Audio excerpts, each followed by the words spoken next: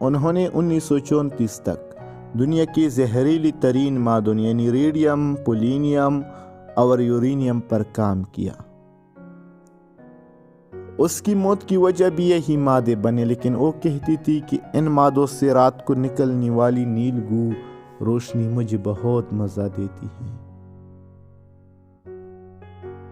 پیش خدمت ہے نوبل انعام یافتہ خاتون سائنسدان میری کیوری کی زندگی کے بارے میں چند دلچسپ باتیں۔ میری کیوری نوبل انعام یافتہ خاتون سائنسدان جن کی نوٹ بکس کو آئندہ 1.5 صدی تک بغیر حفاظتی اقدامات کے نہیں چھوا جا سکتا۔ فرانس کی قومی لائبریری میں سیسی کی کئی تہوں سے بند ہوئے خصوصی ڈبوں میں سائنسی تاریخ کی اہم ترین دستاویزات محفوظ ہیں۔ اگر کوئی سائنسدان ان دستاویزات سے استفادہ کرنا چاہے تو وہ صرف خلابازوں کی طرح باری برکم سوٹ پہن کر ہی ان کا مطالعہ کر سکتا ہے، مگر اس مطالعے سے قبل انہیں ایک خصوصی دستاویز پر دستخط کرنے ہوتے ہیں کہ لائبریری ان کے ساتھ پیش آنے والی کسی بھی صورتحال کی ذمہ دار نہیں ہوگی۔ دنیا کی قدیم ترین اور نایاب ترین کتابوں کی حامل اس لائبریری میں سب سے محفوظ طریقے سے رکھی گئی دستاویزات یہی ہے، مگر جس وجہ سے انہیں مشکوک انداز میں اتنی حفاظت سے رکھا گیا ہے، اس کی وجوہات در حقیقت ان دستاویزات کی سائنسی اہمیت سے زیادہ اہم ہے۔ وجہ یہ ہے کہ یہ کاغذات انتہائی تابکار مادے سے آلودہ ہے۔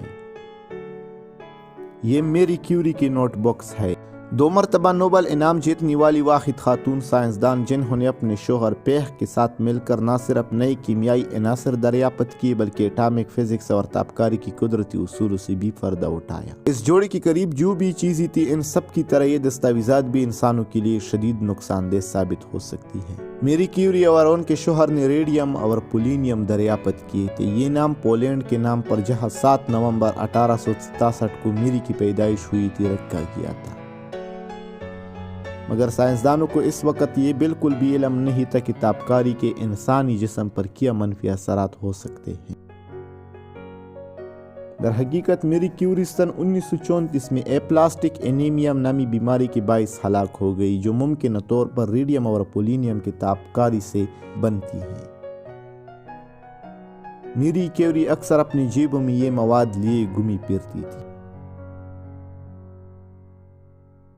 چنانچہ ان سے منسلک ہر چیز جو اب بھی سلامت باقی رہ گئی اسے انتہائی احتیاط سے سیسی کے ڈبوں میں رکھا جاتا ہے، یہاں تک کہ ان کی اپنی لاش بھی، جو پیرس کے مشہور افراد کے لیے مختص قبرستان پتوینز آف پیرس میں ہے۔ میری کیوری اس قبرستان میں دفن ہونے والی پہلی خاتون ہے۔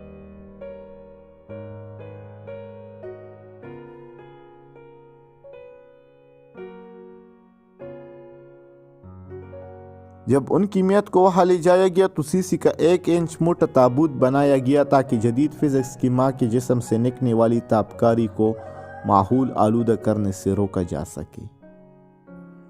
سائنسدانوں کا ماننا ہے کہ یہ ہمیشہ ہی ایسے رہے گا، اور نوٹ بکس بھی کم از کم اگلے 1500 سال تک غیر محفوظ ہیں، کیونکہ میری کیوری کی دریافت کردہ و دنیا کو بدل دینے والی عنصر ریڈیم کے اثرات کو ختم ہونے میں اتنا ہی وقت لگتا ہے۔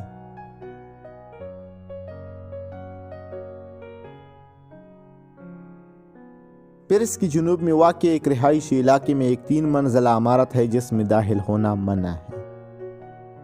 خاردار تاروں سے بری ہوئی ایک بلند حفاظتی دیوار اس گھر میں داخل ہونے کو ناممکن بناتی ہے۔ چاروں طرف کیمروں کے ذریعے مسلسل نظر رکھی جاتی ہے تاکہ یہاں کوئی داخل ہونے کی کوشش نہ کرے، جبکہ حکومت وقتاً فوقتاً عجیب و غریب آلات کے ذریعے ماحول کا جائزہ لیتی رہتی ہے۔ مگر یہ گھر حال ہی ہے، یہ وہ آخری تجربہ گاہ ہے جہاں میری کیوری نے سن 1934 تک کام کیا۔ میری کیوری کی یہاں کی گئی سائنسی تجربات نے اس جگہ کو ایسی تابکاری سے آلودہ کر دیا ہے جو اگلی کئی صدیوں تک اسے زندگی کے لیے غیر محفوظ بنائے رکھے گی۔ جب میری کیوری کی وفات کے کئی برس بعد یہاں تابکاری کی بلند سطح پائی گئی تو اسے دریائے سائن کا چرنوبل قرار دیا گیا۔ لیکن دلچسپ بات یہ ہے کہ یہاں پر تابکاری پائے جانے سے قبل میری کیوری کو خراج تحسین پیش کرنے کی خاطر یہ جگہ इंस्टीट्यूट ऑफ न्यूक्लियर फिजिक्स के हेडक्वार्टर और पेरिस यूनिवर्सिटी की फैकल्टी ऑफ साइंस के दफ्तर के तौर पर इस्तेमाल होता रहा। बाद में पाया गया कि ताबकारी इस घर की दीवारों, कालीनों, फर्श, छतों, वॉलपेपर्स तक में मौजूद है और इसकी सतह इंसानों के लिए गैर महफूज हद तक बुलंद है। यहाँ पर मेरी क्यूरी अपनी ज़िंदगी के आखिर तक किसी हिफाजती इक़दाम के बगैर दुनिया के सबसे ज़रर रसां मादों मसलन थ्योरियम, यूरेनियम, प्लूटोनियम वगैरह पर काम करती रही।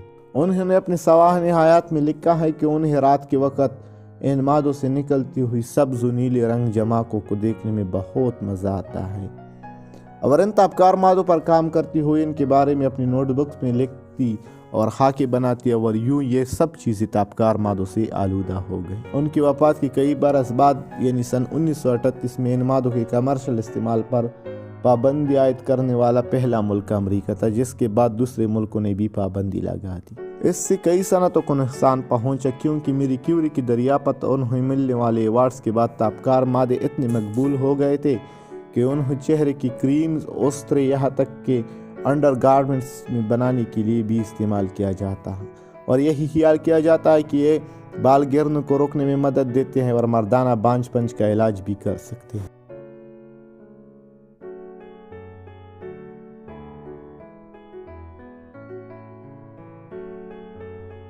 80 की दिहाई तक उनकी लेबॉर्ट्री खाली नहीं करवाई गई थी, मगर उस वक़्त की मीडिया रिपोर्ट्स के मुताबिक फिर मदद पड़ोसियों ने अपने इलाके में कैंसर के बढ़ते हुए केसेस की शिकायत की। एक जायजे में न सिर्फ रेडियम बल्कि यूरेनियम की भी ज़रात पाए गए जिन्हें बिखर कर निस्फ होने में भी 4.5 अरब साल लगते हैं। इसके बाद कौमी वर्सा तस्वर की जाने वाली मेरी क्यूरी की अशिया बशमूल उनके नोटबुक को कौमी लाइब्रेरी मुंतकिल कर दिया गया। 90 की दिहाई में उनकी लाइब्रेरी की एक मरतबा फिर गहराई से सफाई की गई, मगर अब भी फ्रांसीसी हुकाम ने यहाँ पर दाखिले पर पाबंदी आयद की है और वक्तन फ़वक्तन आस पास इलाकों में बशमूल दरिया में ताबकारी की सतह का जायज़ा लेते रहते हैं। अंदाज़ा है कि फ्रांस अभी तक इस जगह की सफाई पर $1 करोड़ खर्च कर चुका है, जबकि आने वाले बरसों में ये जगह मुंदहिम हो जाएगी तो इस पर मज़ीद अखराजात मुतवक्के हैं। ताहम ये नोटबुक्स अगले 1,500 साल से भी ज़्यादा अरसे तक शीशे के संदूकों में बंद रहेंगे, इस उम्मीद के साथ कि मुस्तकबिल के इंसान बग़ैर किसी हिफाजत की सूट के इंसानी तारीख़ के ज़हीन तरीन खातून की नोटबुक को अपने हाथों में ले सकेंगे।